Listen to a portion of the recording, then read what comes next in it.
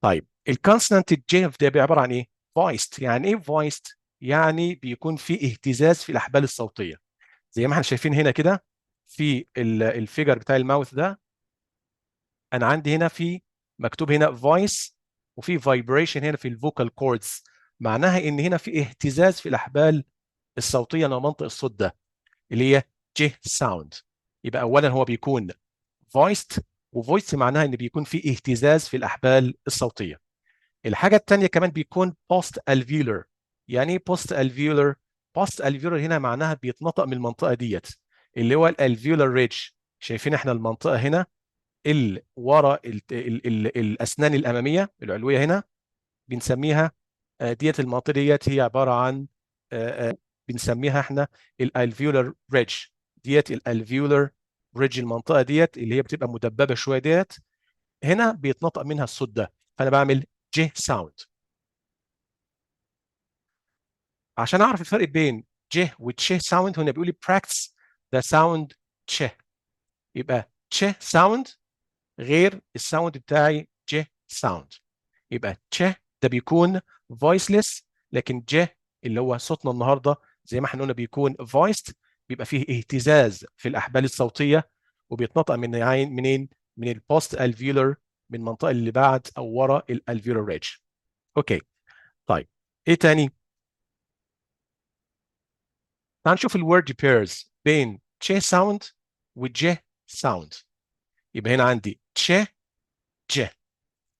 تشيب هنا في الصوت ده هنطق دي تشيب، لكن دي جيب. فانا عندي تش ج، جيب. تشوك جوك. تشيرز جيرز. اتش ايج. باتش بادج.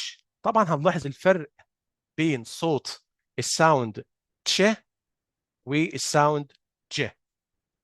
تشيب جيب. تش ج. تشوك جوك. تشيرز جيرز. اتش ايج. باتش بادج. اوكي. تعال نشوف بقى الايرورز اللي بيقع فيها الارابيك سبيكرز. في اخطاء بنقع فيها احنا كعرب في نطقنا ليه ج ساوند. زي ما احنا قلنا دلوقتي ان ده هو الرمز الصوتي للصوت بتاعنا ج ساوند. طبعا من ضمن الايرورز الاخطاء اللي بيقع فيها الارابيك سبيكرز احنا كعرب، عندي على سبيل المثال هنا كلمه chapter. chapter طبعا احنا كعرب احيانا بننطقها chapter، لا هي المفروض تبقى تش ساوند. chapter. طيب church اللي هي كنيسه، النطق الصحيح بتاعها church. هو ده الفوناتيك سيمبلز او ده الترانسكريبشن بتاع الورد. ده الترانسكريبشن بتاع church، ده الرموز الصوتيه اللي احنا هندرسها كمان في الكورس بتاعنا. احنا كعرب بنغلط ان احنا احيانا بننطق ايه بقى؟ شوف الرمز ده ش، يبقى بدل ما انطقها بنطقها ش، فبقولها احيانا church او church. طبعا ده wrong، ده من ضمن الايرورز. يبقى نطق للكلمه دي church. purchase. طبعا purchase هنا احيانا بعضنا بينطقها بيركس كانها كلمه school، نفس الصوت. لا هي هنا تشي ساوند. الكلمه اللي بعديها اللي هي cello، الاله الموسيقيه cello. طبعا البعض بينطقها ممكن سيلو او نطق تاني بيكون خطأ. طيب ايه الصوت اللي بعد كده؟ صوتنا النهارده اللي هو ج ساوند. طب ليه انا اتكلمنا عن التش ساوند؟ لان الصوتين دول مرتبطين ببعض. واحد بيكون ج فويست، بيكون في اهتزاز في الاحبال الصوتيه، لكن تش ساوند بيكون فويسلس، ما فيش فيه اهتزاز في الاحبال الصوتيه. طيب انا عندي الكلمه دي judge، يبقى النطق الصحيح بتاعها الكوريكت pronunciation judge. طيب الايرور اللي بنعملها احنا كعرب احيانا بنطقها يبقى ها، بنقول دي جادج او بنطقها جادج. لا هي جادج. يبقى انا عندي الصوت ده ج ساوند. ج ساوند جادج. اوكي. الكلمه اللي بعديها lounge. lounge هنا ده يعتبر phonetic symbols او الترانسكريبشن بتاع الايه الورد lounge. طبعا برضك من ضمن الاخطاء بتاعتنا كعرب بنقولها lounge ج ساوند. حتى كلمه جينز المفروض انا بنطقها جينز مش جينز، يبقى فيه ج ساوند. الكلمه الثالثه اللي هي كلمه جام. جيم، طبعا جيم احيانا بنطقها جيم. اوكي، يبقى ده من ضمن الايرورز، ده الخطا اللي بنقع فيه كعرب، ان احنا ممكن بننطقها جيم او جيم، لا هي بتتنطق جيم. يبقى كلمه جيم ده هو الفوناتيك او بنسميه ترانسكريبشن او الفوناتيك سيمبلز بتاعتها بتتنطق جيم. سولجر اللي هي جندي، سولجر مش سولدر. ده مختلف الاخطاء اللي بنقع فيها كعرب في صوتين من اهم الاصوات اللي هو صوتها تش ساوند اند ج ساوند. اوكي تمام معايا يا جماعه، سامعيني؟ اوكي. مستر مع حضرتك تمام. اوكي.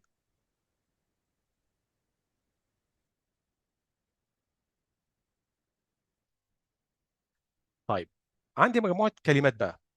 عندي جينز، جامب، جاكيت، اوبجكت، ريجكت. page، age، huge، bridge، judge، badge. طيب ايه اقدر افرق بقى؟ احنا هنا في الكورس ده بنتكلم مع يعني مع الامهات. انا امتى افرق واخلي ابني يعرف الفرق امتى ينطق او يكتب الجي ساوند جي، وامتى هيكتبها جي اي، وامتى يكتبها دي جي اي؟ طبعا الكورس للمامز عشان يقدروا ان هم ازاي يدرسهم او يساعد اولادهم في في السبيلنج وفي الريدنج. انا لما انطق صح مع ابني او بنتي واقدر احفظه كويس بسهل عليه جدا. طب ليه هنا في اختلافات؟ خلاص احنا عرفنا ده. ده حرف الجي بيتنطق ج ساوند، جينز، جامب، جاكيت. طيب ليه هنا في الكلمه دي بيج ما كتبتش بالجي؟ وايج، طب ليه في بريدج ما كتبتش بالجي اي بدل دي جي اي؟ هل فيك دي قاعده؟ اه طبعا دي قاعده. دي واحده من الرولز اللي موجوده في كورس ماما فونكس. يعني رولز كتيره جدا، ده واحده منهم. الرول ديت بنسميها ايه بقى؟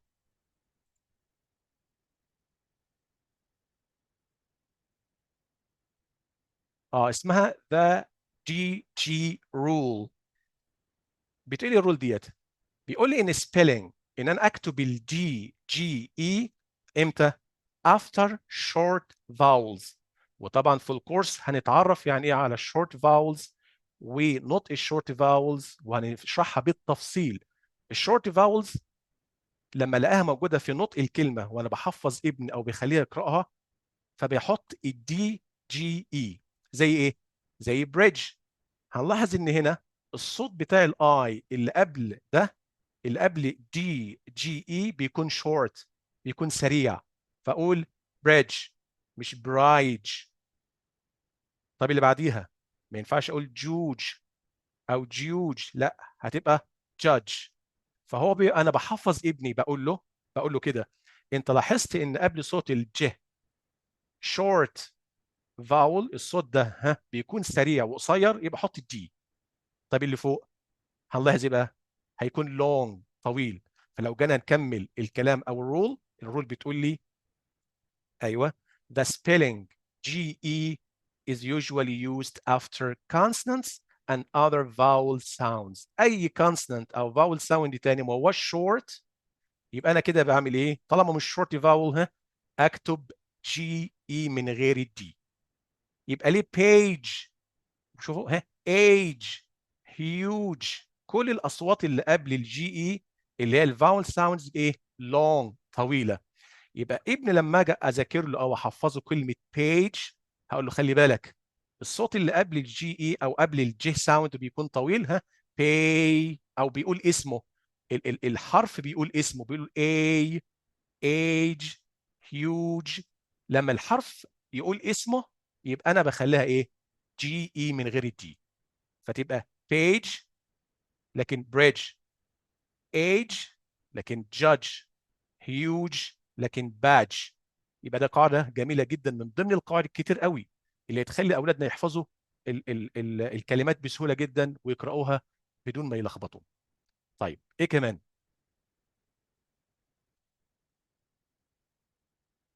ايه عاملينها بشكل جميل جدا. هنا احنا قلنا الجي اي رول او جي اي رول. انا عندي هنا كلمه باج، لكن هنا ها كيج، ما ينفعش اقول كاج. وهنا ما ينفعش اقول بيج، عشان يفرق بين بيج سوري باج وبيج. اهي كلمه بيج. يبقى مفيش حاجه صعبه، هو مش هيحفظ، هو هيحفظ الرول ويطبق. طالما انا مديت وقلت ان الفاول اللي هنا ده لونج، يبقى بكتب ايه؟ ها من غير الدي، بكتب جي اي من غير الدي، زي كلمه كيج. يبقى كلمه كيج مفيش فيها الدي ليه؟ هم؟ لان الصوت ده اللي هو الجي ساوند comes after any other sound هنا في كلمه كيج، ما هو شورت. طب هنا ليه قلنا باج؟ باج لان الدي هنا بتخلي دايما الصوت اللي قبلها يكون ايه؟ شورت. او اقول لو الفاول ساوند اللي قبل صوت الجي ساوند او شورت يعني ازود الدي. طيب يبقى كاتب لي هنا ايه؟ if the j sound، خلي بالكم ديت اصوات مش حروف، ده صوت الج. يبقى j sound comes right after a short vowel. لما يجي بعد الصوت ده، يجي بعد short vowel صوت متحرك قصير، احط الجي، فتبقى bridge، fudge، lodge، wedge، smudge، judge. شوفوا هتلاحظ ان كل الاصوات ديت short، يبقى اكتب جي جي اي كده. بسهل جدا على ابني انه ما يغلطش خالص في السبيلنج ولا حتى في الايه، في الريدنج. لكن هنا هتلاحظ ايه بقى؟ يو huge، A page، A change، R طويلة برضو، large ده صوت على فكرة long، sound يبقى large أو large. strange، هنلاحظ هنا الدي اختفت، يبقى الفاول ساوند اللي قبل صوت الجي بيكون ايه؟ long، أطوله شوية في النطق. جوت ات؟ مفهومة يا جماعة؟ اللي فاهم حاجة يقول لي. تمام واضح. جميل قوي. طيب بنأكد الرول من سماء ديفندر دي بشكل جميل زي ده. بشرح لابني بقول له شايف الدي القويه ديت تعتبر جارد او ديفندر، بتدافع بقى. بتقول ايه بقى؟ الدي وقفه قويه اهيت. when a word ends in دي جي اي، الدي هنا بتعمل ايه بقى؟ stops، بتوقف مين؟ الاي from making the vowel say its name. يعني ايه الفاول say its name؟ يعني بتخلي الحرف ده ما يقولش اسمه. يعني ايه اسمه؟ يعني ما يتنطقش طويل long، فما يقولش A، لا اوكي. يبقى هنا بقعد مع ابني وانا بحفظه القواعد الجميله ديت اللي بتسهل عليه كل حاجه. بقول له كده شايف دي بتحرص اهي قويه، بتمنع الاي من ان هي تخلي الصوت اللي قبل الدي يكون ايه؟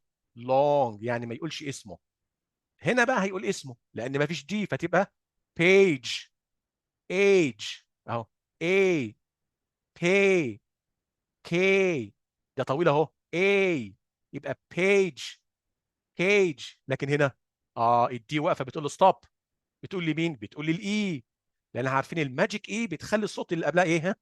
طويل لونج. لا هي بتقول له ستوب. يبقى هنا الدي بتقول للاي ستوب.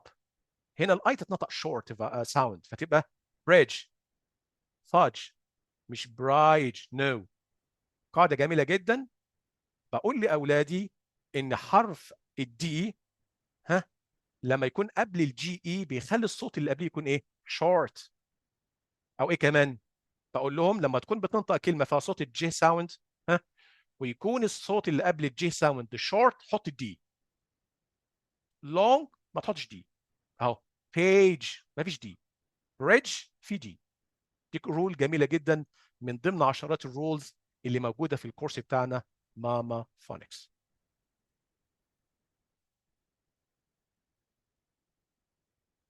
ايه الرول الثانيه اللي معايا؟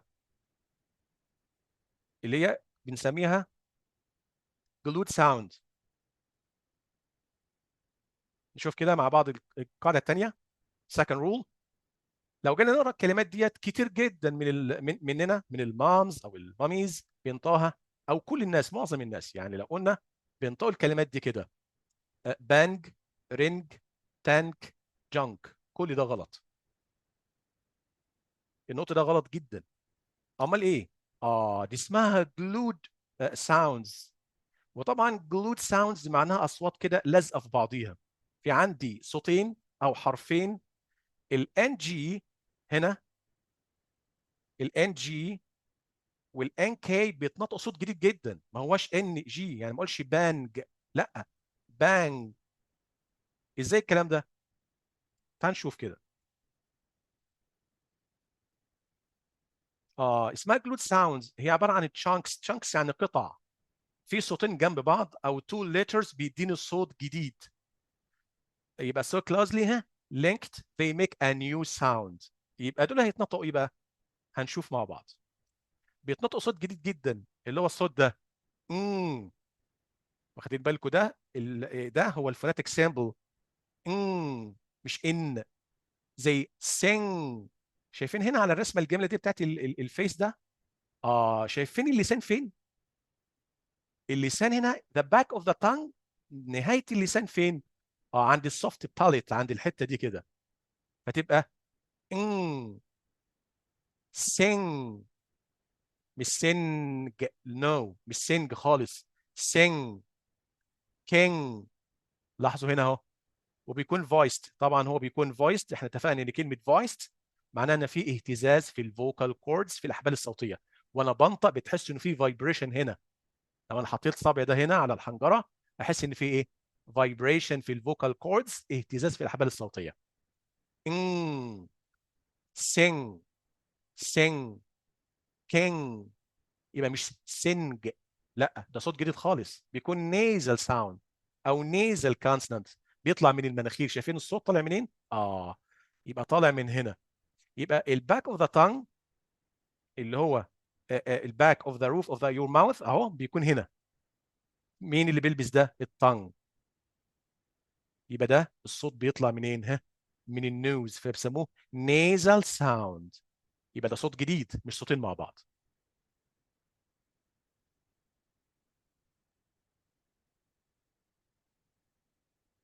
تعال نشوف الورد بيرز عندي هنا، عشان ما لخبطش بين في كتير جدا بيجي يشرح ده يقول لك، او يقول لحضراتكم ان ده بتبقى جي سايلنت. غلط، يعني ما ينفعش اقول يغني يعني سن، لا، هو صوت جديد خالص. طيب تعال نشوف بقى الفرق بين الصوت بتاعنا بتاع النهارده اللي هو ده، وصوت الان ثن. لكن ديت يبقى ثين. بان، بانج. ران، رانج. فانز، فانجز. وينز، وينجز. يبقى انا عندي والصوت ده يبقى ساوند.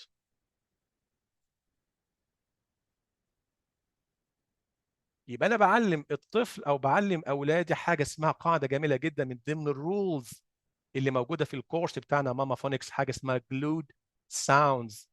يعني مجموعه اصوات لما بيتحدوا مع بعض بيطلعوا له صوت جديد. هنشوف كلمه زي ان، هتلاقي ايه؟ سانج. يبقى انا ده هنطق ايه بقى؟ سانج، سينج، لونج، سانج. يبقى مفيش حاجه اسمها سانج وسنج، لا، هم همش صوتين. هي الان مع الجي بيدون صوت جديد، نيو ساوند، بنسميه اللي هو ايه بقى؟ اللي هي ساوند.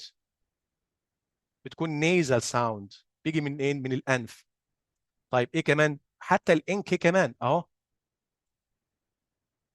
والان والكي، زي انج، بانك. ما اقولش بانك، نو، بانج، كينج، هونج، تشانك.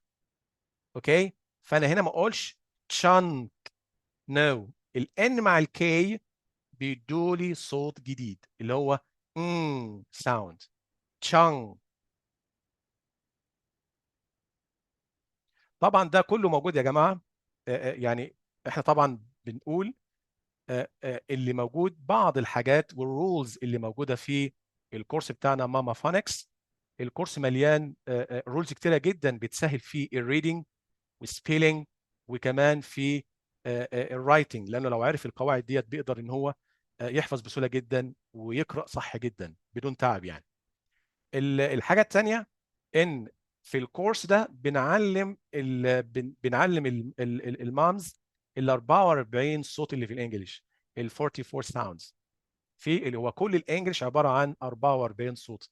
لو كل عرفت الاصوات دي كويس جدا ونطقتهم حلو قوي بطريقه صحيحه، هتقدر ان هي تساعد ابنها وهي بتذاكر له ان هي تنطق صح بعد التيتشرز اللي في اللين اللي في سكول.